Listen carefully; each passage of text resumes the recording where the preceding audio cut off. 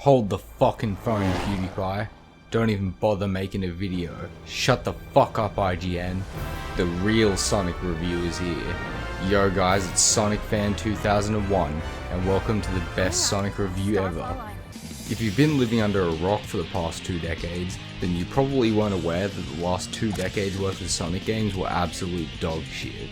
No matter the console, Wii, Nintendo GameCube, Xbox 360, PS3, fucking Dreamcast, doesn't matter what it was on, the Sonic game was always garbage.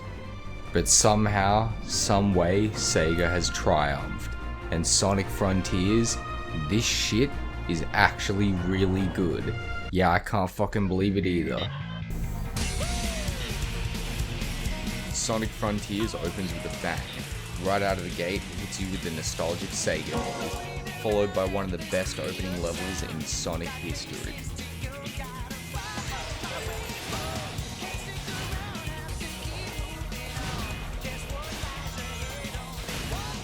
This game tries super hard to win you over right from the very beginning. The game then throws Sonic and the player into the open world, and at first I was pretty worried about how an open world Sonic game would work, considering Sega can't even make a good, decent linear Sonic game. But I spent 60 hours in this game that I assumed was going to be garbage just because it was made by Sega, and honestly, this is a must-needed win. Sonic Frontiers isn't perfect, but where it shines is in its gameplay and its movement.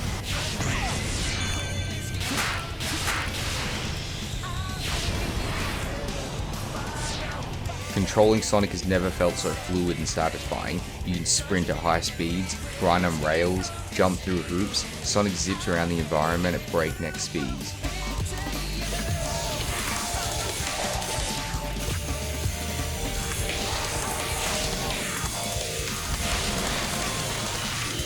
And he moves between enemies and obstacles effortlessly.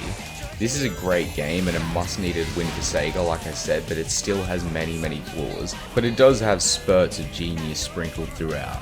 The combat is so quick in this game, it is so fast, it's very snappy and responsive. Sonic is quick and agile and utilizes his speed as his primary weapon to take enemies down. They add some surprisingly fun gameplay mechanics and ways to spice it up, and it actually makes for a good gameplay formula. This is probably the best arsenal of attacks that Sonic's had in a game in recent memory.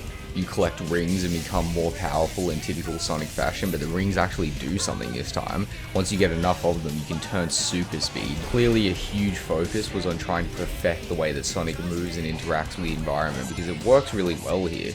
But then Sonic Frontiers stops playing around and throws its best game mechanic at you. Gold Sonic, baby, what's up? You utilize every single Chaos Emerald at once and become the all-powerful Gold Sonic, and you can punch on with robots literally 50 times Sonic's size. This is where the game truly shines. You can just punch the fuck out of robots, bro. Like 50 Cent was punching the fuck out of people in the early 2000s, baby. Let's go. This has to be one of the highlights of Sonic Frontiers and one of the best game mechanics it has. Another great thing this game lets you do is hop through portals and jump into different levels and different dimensions. This is a pretty underrated mechanic, and it wasn't really advertised a whole lot. Sonic will hop through a portal and uses these in-game key items and gets blasted to a different universe. These secret bonus levels are some of the best levels in the game, so it's kind of weird that Sega didn't market them more.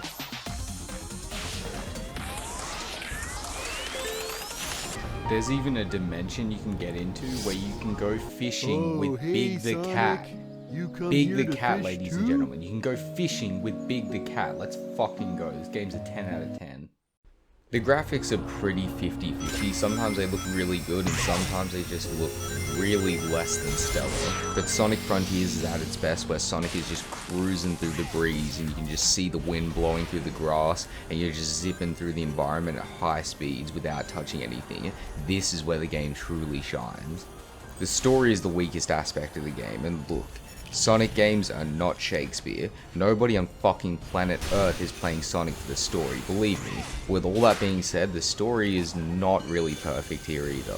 It's a pretty simple run-of-the-mill Sonic has to save his friends kind of story, where they've been captured and you gotta go through the environments, and we've seen this a million times, but it kind of just throws you into an open environment and really works with that as its main strength, and tries to operate with Sonic around that. It's like Sonic Breath of the Wild. Oh no, I'm becoming like IGN. Sonic Frontiers is easily the best Sonic game over the past decade, and that's not really saying much given how shit the last few Sonic games have actually been. The bar was virtually touching the floor, so really this game had to just not be a buggy mess to be a success, and that's really not a bad thing. In a way, Sonic's kinda been on a little bit of a roll lately. They've had 2 good Sonic movies, which is just unbelievable on its own right, and there's been a good Sonic game. 3 good Sonic properties in 1 year is like rarer than catching Bigfoot and the fucking Tooth Fairy at the same time. I really didn't think I'd come to this conclusion, but Sonic Frontiers is a certified hood classic. Let's go, baby. Sonic finally got a win. I can't believe it. I can't believe it.